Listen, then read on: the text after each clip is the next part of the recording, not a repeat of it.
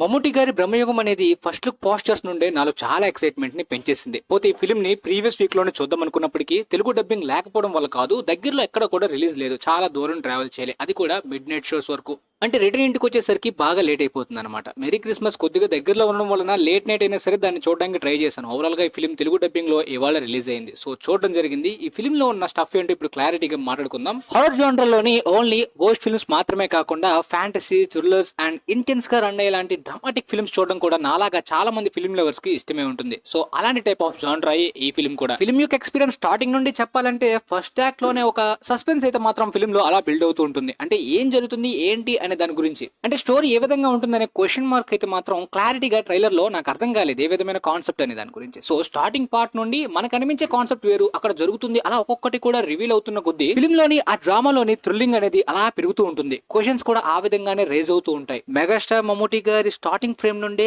ఆయనలో ఉన్న యాక్టింగ్ గానీ ఆ క్యారెక్టర్ గానీ బాగా అట్రాక్టివ్ గా ఉంటుంది. సినిమాకి మెయిన్ అట్రాక్షన్ అనేది స్టార్టింగ్ నుండి ఆ క్యారెక్టరే. మనకి క్లారిటీగా అర్థం కాదు, క్యూరియాసిటీ తోటి రన్ అవుతూ టెర్రర్ ని పుట్టిస్తూ అద్భుతమైన యాక్టింగ్ ని ఆయన డెలివర్ చేస్తూ ఉంటారు. ఆ తర్వాత ఫిల్మ్ లో ఉండే మెయిన్ పోర్షన్స్ కి వెళ్తున్న కొద్దీ ఇక మైండ్ బ్లోయింగ్ ఎక్స్పీరియన్స్ ఇచ్చింది నాకైతే పర్సనల్ గా. సో స్టార్టింగ్ ప్రొసీడింగ్స్ బట్టి నేను అనుకున్నది ఒక లైట్ హౌస్ లాంటి ఫిల్మ్ అనుకున్నాను. హాలీవుడ్ లోని Robert Pattinson and Willem Dafoe act చేసిన లైట్ హౌస్ ఫిల్మ్ కూడా ఈ విధంగానే బ్లాక్ అండ్ వైట్ లో ఉంటుంది. ఆ ఫిల్మ్ కూడా ఒక హారర్ డ్రామాటిక్ జానర్. ఒకే ప్లేస్ లో స్టోరీ అంతా కూడా రన్ అవుతున్నప్పటికీ చాలా ఇంటెన్సివ్ గా థ్రిల్లింగ్ గా రన్ అవుతుంటుంది. ముఖ్యంగా సౌండ్ మిక్సింగ్ గానీ ఆ సినిమాటోగ్రఫీ గానీ ఆ టోన్ గానీ అద్భుతమైన హారిఫైయింగ్ ఎక్స్పీరియన్స్ కూడా ఇస్తుంది. అన్డౌటెడ్లీ ఈ ఫిల్మ్ లో కూడా ఆ బ్లాక్ అండ్ వైట్ పెట్టడం ఎందుకు చాలా అడ్వాంటేజ్ అయిందో ఫిల్మ్ చూస్తున్నప్పుడు ఆ ఎక్స్పీరియన్స్ ద్వారా అర్థమవుతుంది. సౌండ్ మిక్సింగ్ ఫిల్మ్ కి చాలా చాలా చాలా బాగా యూజ్ అయింది. ఫిల్మ్ లో ట్విస్ట్ రివీల్ అవుతున్న కొద్దీ టెర్రర్ ని అదే విధంగా బిల్డ్ చేస్తూ వెళ్తుంటారు. హారర్ జానర్ మొత్తం హాలీవుడ్ లో కూడా ఎన్నో ఏళ్ల నుండే భయపడడం మానేసే అని చెప్పి నేనే మెల్లిగా రియలైజ్ అవుతూ వచ్చాను అనమాట. సో జంప్ స్కేర్స్ లాంటివి ఇలాంటి హారిఫైయింగ్ ఎలిమెంట్స్ అనేవి పర్సనల్ గా నాకు భయపెట్టవు. అండ్ స్టోరీలో ఉండే ఆ హారిఫైయింగ్ ఎలిమెంట్స్ అనేది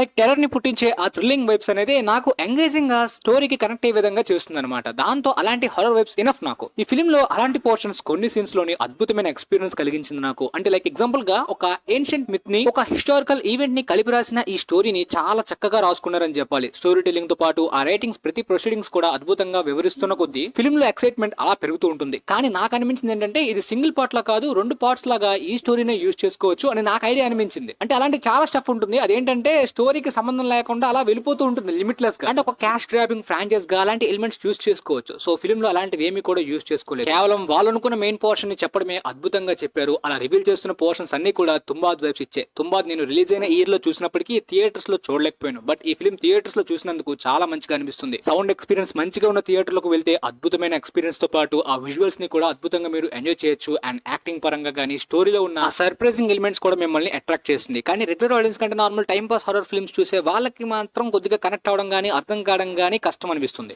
మెగాస్టార్ అనే ట్యాగ్ తోటి ఇండియాలోని ముగ్గురు స్టార్స్ ఉన్నారు. మన తెలుగు వాళ్ళకైతే మెగాస్టార్ చిరంజీవి గారు. ఇండియన్ వైడ్ గా కమర్షియల్ గా ఇప్పటి నుండో మెగాస్టార్ అనే పేరు సల్మాన్ ఖాన్ కుంది. అండ్ సౌత్ లోని మమ్ముటి గారికి కూడా ఈ మెగాస్టార్ ట్యాగ్ ఉంది. ఈయన కెరీర్ లో ఎన్నో సార్లు అద్భుతమైన యాక్టింగ్ ఫిల్మ్స్ ని అందించారు. ఈ ఏజ్ లోని 70 దాటిన తర్వాత కూడా షర్ట్ విప్పి ఇలాంటి రోల్స్ ని ఇలాంటి ఎక్స్పెరిమెంట్స్ ని చూస్ చేసుకోవడంతో పాటు ఈ ఏజ్ లో కూడా ఇలాంటి అద్భుతమైన యాక్టింగ్ ని డెలివర్ చేసినందుకు రెస్పెక్ట్ బాగా పెరుగుతుంది. మెగాస్టార్ అనే ట్యాగ్ కూడా చిన్నదిగా అనిపిస్తుంది. అఫ్ కోర్స్ కమల్ హాసన్ గారి రేంజ్ స్కిల్స్ ఈయనకు ఉన్నాయన్నమాట. ఒకప్పట్లో కాదు ఇప్పట్లో కూడా ఈయన కంటిన్యూ చేస్తున్నారు. అలాంటి యాక్టింగ్ రోల్స్ అంటే ఖచ్చితంగా మెచ్చుకోవాల్సిందే. ఫైనల్ గా ఈ ఫిల్మ్ నేను ఇచ్చే రేటింగ్ 8.5/10. మీరు ఒక ఫిల్మ్ లవర్ అయితే తుంబాద్ అండ్ లైట్ హౌస్ లాంటి ఫిల్మ్స్ మీకు బాగా నచ్చినట్టయితే ఇలాంటి ఎక్స్పీరియన్స్ ఇచ్చే ఈ ఫిల్మ్ ని చాలా మంచి సౌండ్ ఎక్స్పీరియన్స్ ఉన్న థియేటర్స్ లో అస్సలు మిస్ కాకండి అని చెప్పి మరీ చెప్తాను. ముఖ్యంగా డాల్బీ అట్మాస్ అయితే ఇంకా బాగుంటుంది. సో ఓవరాల్ గా మీకైతే నా రివ్యూ క్లారిటీగా అర్థమైంది అనుకుంటున్నాను. వీలైతే ఈ వీడియోని మీ ఫ్రెండ్స్ తో కూడా షేర్ చేసుకోండి. And thanks for watching.